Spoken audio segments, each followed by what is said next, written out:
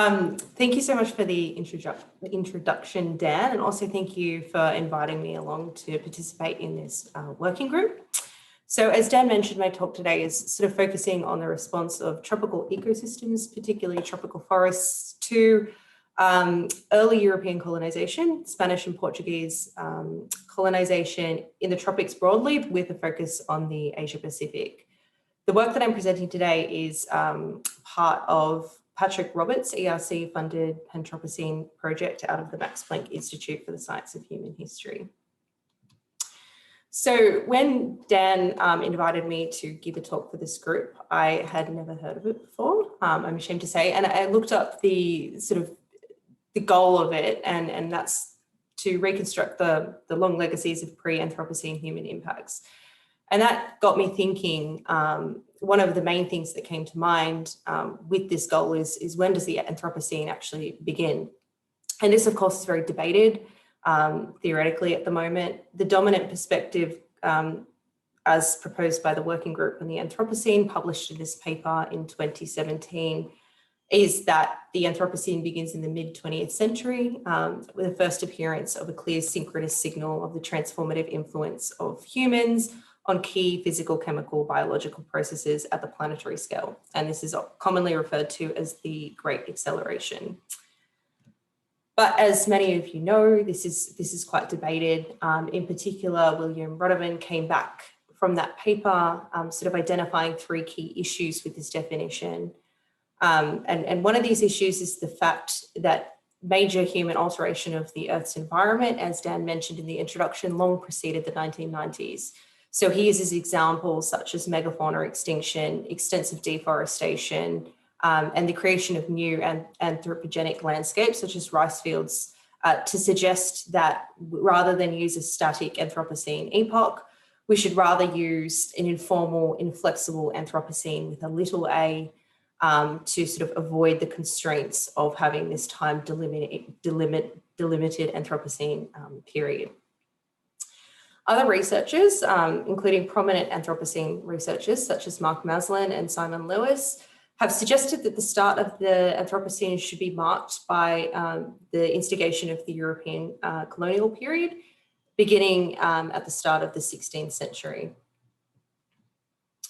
And this, I suppose I've included this sort of publication that they put out in the conversation from last year. It's quite nice if you're interested in having a read in the context behind it, but it largely stems from their 2015 perspective piece that they wrote in Nature in 2015. And the ideas that they proposed in this piece have been largely expanded in a highly cited paper published by Alexander Koch et al., published in Quaternary Science Reviews in 2019. And the general gist of this argument is that the first pan-tropical empire, the Spanish Empire, and for brevity in this talk, I'm defining the Spanish Empire and including the Portuguese occupied areas such as Brazil. This empire resulted in the mixing of crops, cultures, and diseases between the so-called Old World and the New World comprising the Americas and the Pacific. And this occurred after Columbus arrived in the Americas in the 1490s. And this led to the introduction of sort of fatal diseases, which led to 90% Indigenous mortality. And Koch et al. Have estimated that this is roughly equates to around 56 million deaths. And these deaths in turn resulted in the abandonment of widely cultivated landscapes, which were relatively open. And these landscapes were encroached upon by carbon-hungry tropical forests. And these forests uptook an estimated 3.5 parts per million CO2 equivalent, as estimated by Koch et al., resulting in a dip in global CO2 levels by 1610 that were identifiable in ice core records. And so what these authors collectively propose is that 1610 CE is a sort of viable date to mark the start of the Anthropocene era. And though this argument is very compelling, my colleagues and I sort of identified two key issues with this theory that sort of need to be tested. The first relates to the fact that the supposed 1500 to 1600 CE afforestation in the century following Spanish contact needs empirical testing. Current reviews of afforestation are qualitative examinations of a very few number of pollen records from the Americas. And perhaps more theoretically interesting is whether or not this process is regionally constrained to the Americas and the Spanish occupied zones in the Americas, or whether or not it applies to the global tropics. And something that we were particularly interested in were the tropical regions that were also incorporated into the Spanish Empire that were by and large overlooked as part of this Columbian Exchange argument. And these zones are shown on the left-hand side of this map in pink and include the Philippines, North Taiwan, parts of Wallacea, and the Carolines, Marianas, and Marshall Islands, so significant parts of Micronesia. So we set about synthesizing available pollen data predominantly, as well as historical data and archaeological data, to test the timing, extent, and uniformity of afforestation in the tropics after Spanish contact. And we did this using a three-pronged approach. The first required assessing the pre-Iberian demography and sort of nature and extent of land use in tropical zones prior to Spanish contact. And this included, of course, looking at archaeological records to find timing and patterns of archaeological occupations, and also looking at the dominant modes of agriculture and how these different agricultural activities may have influenced landscape opening or not. The second task that we had to do was look at the timing of Iberian contact and the impacts on Indigenous populations. So this has been done quite substantially for the Americas in those aforementioned studies that I presented, but hadn't yet been done for the Asia Pacific zone.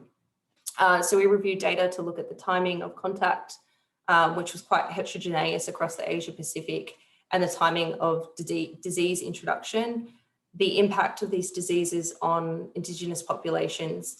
And here we also use charcoal from the Asia Pacific as a proxy for land use change. So the idea being that if charcoal was used to maintain open landscapes through sweating systems, you would get a decrease after this decline in Indigenous populations and presumably an increase in afforestation proxies.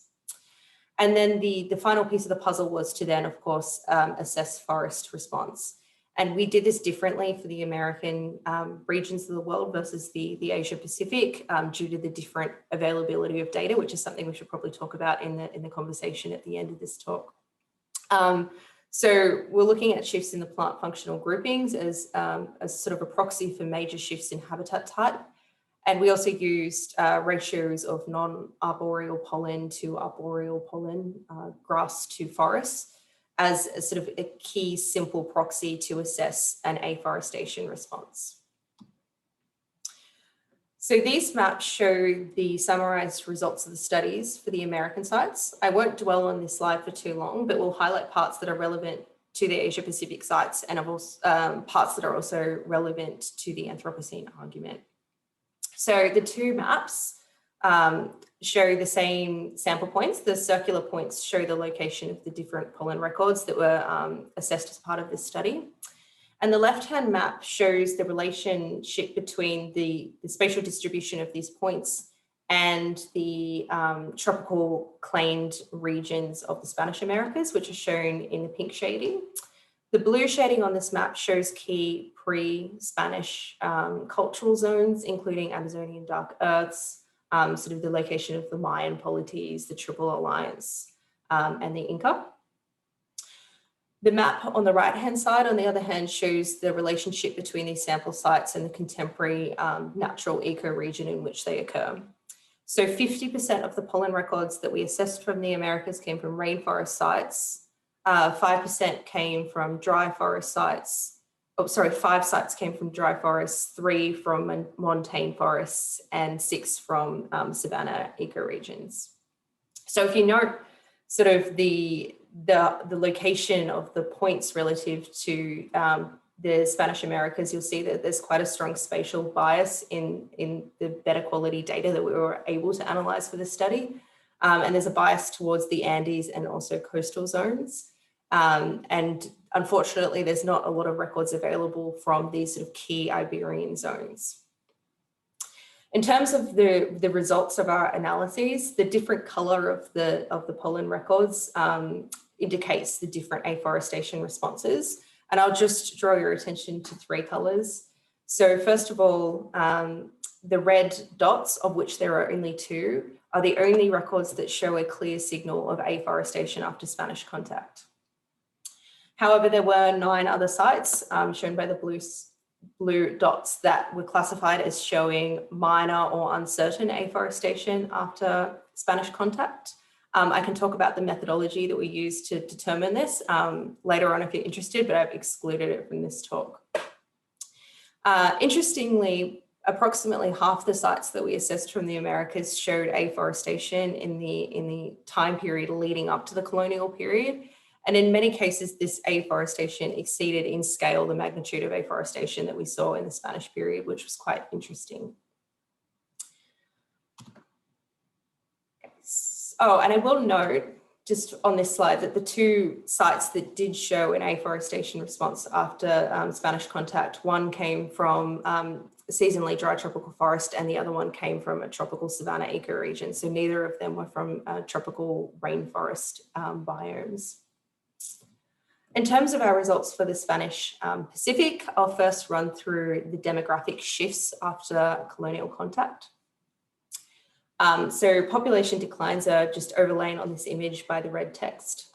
And what you might notice is that the landscapes that were in contact with mainland Eurasia through trade prior to the colonial period, including Taiwan, the Philippines, and Wallacea, experienced significant but much lower population declines than the remote islands of Micronesia, which experienced sort of somewhere between 50 to 95% population decline after contact.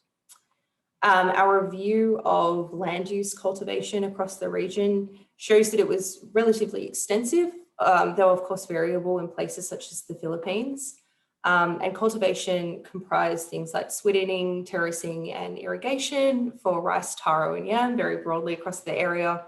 And agroforestry, things like bananas, breadfruit, coconut were also quite common in the pre-colonial period. Interestingly, and perhaps of relevance to this group, the timing of intensification of land cultivation across this region is quite heterogeneous, though as we all probably know from working in this area, the archaeological record from this region is still quite low resolution.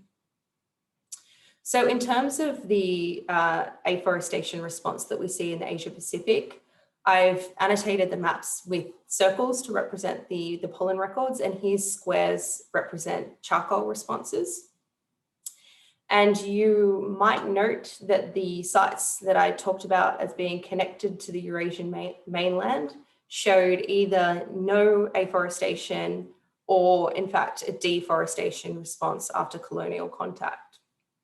This contrasts somewhat with the remote islands of Micronesia, particularly those vegetated by seasonally dry forest rather than ever wet forest, where we see a more clear indication of afforestation in the colonial period.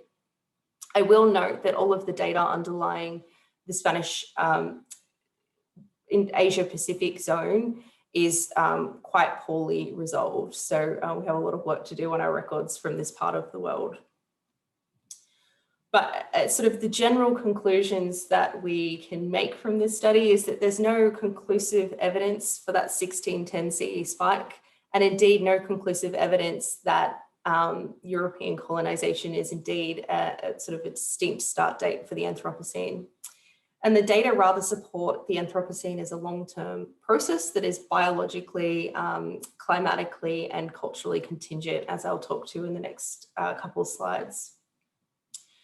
So for instance, we see that small islands, particularly small islands vegetated with seasonal forests, which might be more limited in terms of natural resources and more susceptible to region-wide depopulation, are more sensitive to this depopulation afforestation signal than other places, as are seemingly seasonal ecosystems within the Americas, including dry forest valleys within the Andes, and also the seasonal savanna ecoregions.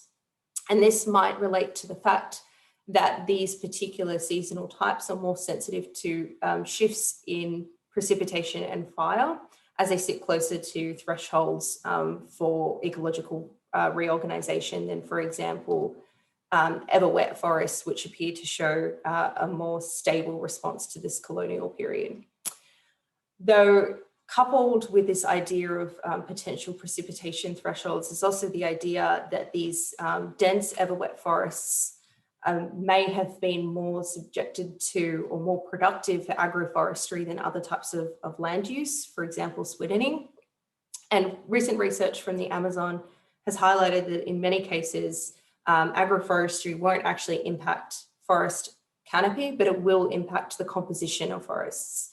So in terms of assessing colonial influences on forests from the wet tropics, it seems important to actually be able to delve into the composition of the pollen record, as well as perhaps just looking at the major structural changes.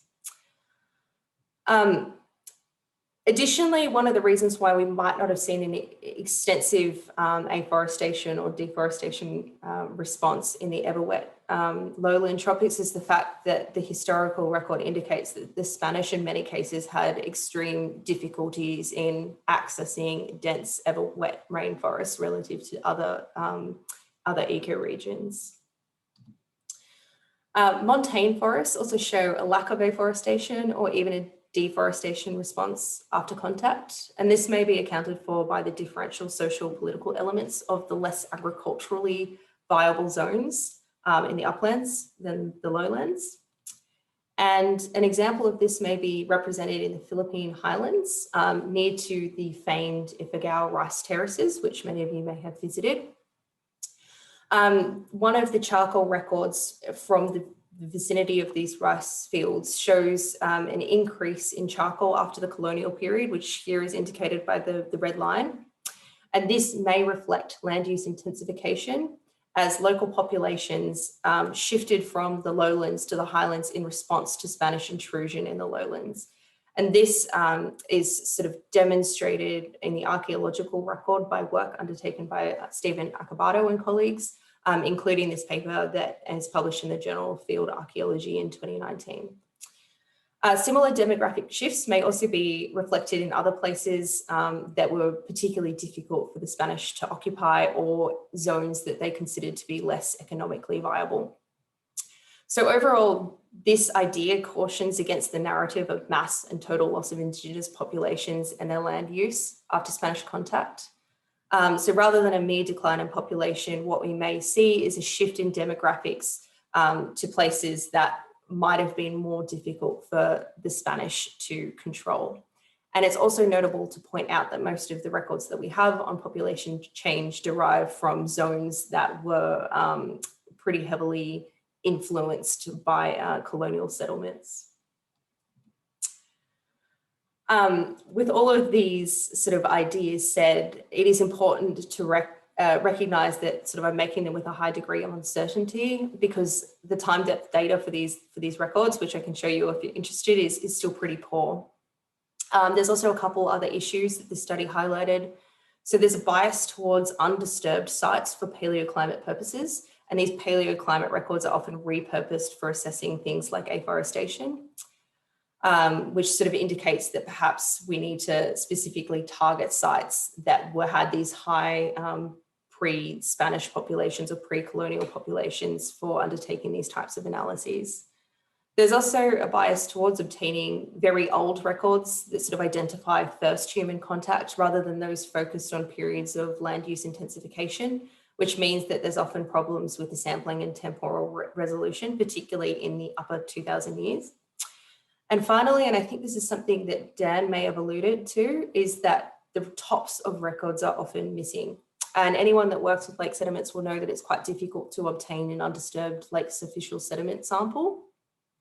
And what this means is that if we take the start of the Anthropocene to be the Industrial Revolution or the Great Acceleration, we actually can't see the scale of Anthropocene change in the sedimentary record against these other, what we're calling pre-Anthropocene human changes. So in terms of the implications of the study for this working group and also its Australasian focus, there is a need to develop accessible, preferably harmonized online data sets. This is done quite well for the Americas and is sort of urgently needed in this area. I believe that Annika Herbert is actually on this talk, which is great because she's now come to ANU to work with Janelle Stevenson and Simon Haberley on undertaking this, I think in Australia, and hopefully that will expand out to Southeast Asia at some point. We need to actively target zones to unravel human environment relationships. So particularly looking at these zones that were impacted by people and that are close to archaeological records. If the Anthropocene is seen as a process for Southeast Asia, we need high resolution data from a range of timescales and biogeographic zones, given that different biogeographic zones seem to exhibit different responses to humans. In terms of future work that I'm sort of pursuing in this space, which may or may not be relevant to this working group, I think there's an important need to understand the Pleistocene landscape, particularly of mainland and island Southeast Asia during the LGM low stand. At the moment, the dominant narrative surrounds sort of a uniform open landscape, but more and more data is indicating that this is the story is somewhat more complicated. I also think that there's probably a need to look at present landscape to inform interpretations of the past. And this might sound a little crazy coming from a paleoecologist that sort of defines projects and using the past to inform the future. But I think it has relevance for a lot of Southeast Asia.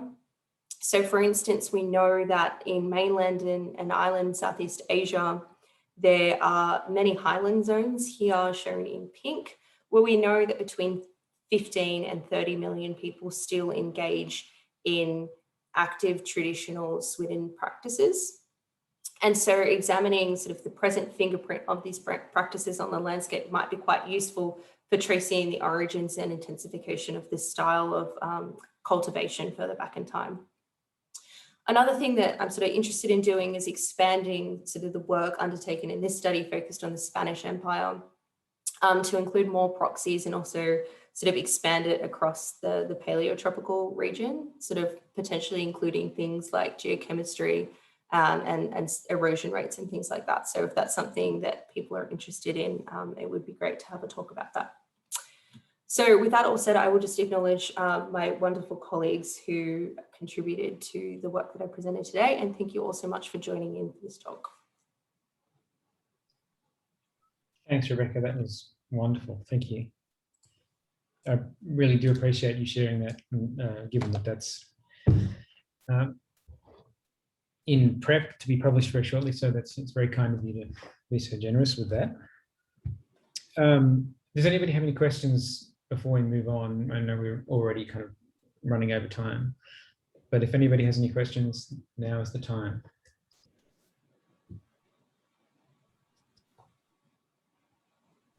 Maybe just a quick one, something I might have missed. The afforestation signal, are you just looking for like arboreal pollens, or how do you define afforestation signal? Yeah, so we had to do this differently for the Americas and for Southeast Asia due to the availability of data. So for the Asia Pacific, I literally had to manually extract data from published diagrams. So that is purely based on the ratio of non-arboreal pollen to arboreal pollen, removing the influence of ferns and wet pollen. But for the Americas, so that's what they sort of look like. They're pretty ugly. I avoided using them in the slide. But for the Americas, we're able to sort of make these plant functional groupings and sort of use cluster analyses to define boundaries around the timing of colonial impact. So we were able to sort of assess that a little bit more robustly using a two-pronged approach. That is mind-boggling. This is my COVID lockdown task. This is COVID work, I can see that. Yeah, we have a record from Vanuatu, 3 lakes, and I think we see like an increase in secondary forest around 1600 or so. Oh, how interesting. Progress, but maybe my PhD will contact you, could be interesting. That would be fantastic. It would be really cool because the Pacific Islands do seem so sensitive to these changes, and there was sort of the paper put out about islands and colonial impacts on the islands recently. It'd be really interesting to try and do a synthesis, perhaps including all of the Pacific Islands or something like that, if possible. Yeah, I agree. I think these island studies are absolutely critical to what we're talking about. In so many things, they represent a microcosm of complex issues, and I think that it's almost too important to have as a component of a discussion. It needs to be a discussion on its own in some ways. Thanks everybody for that, and thanks Rebecca again. A couple of things come out of that that's relevant for our next talk. The first one, I guess, is how do we deal with colonial signatures when they overprint land uses which may be much older but much less invasive. And also something that you said, Rebecca, that it's often difficult to see those very long Paleo-Anthropocene signals because we can't get records that are old enough to capture a kind of pre-human signal. And that leads us nicely into our next talk,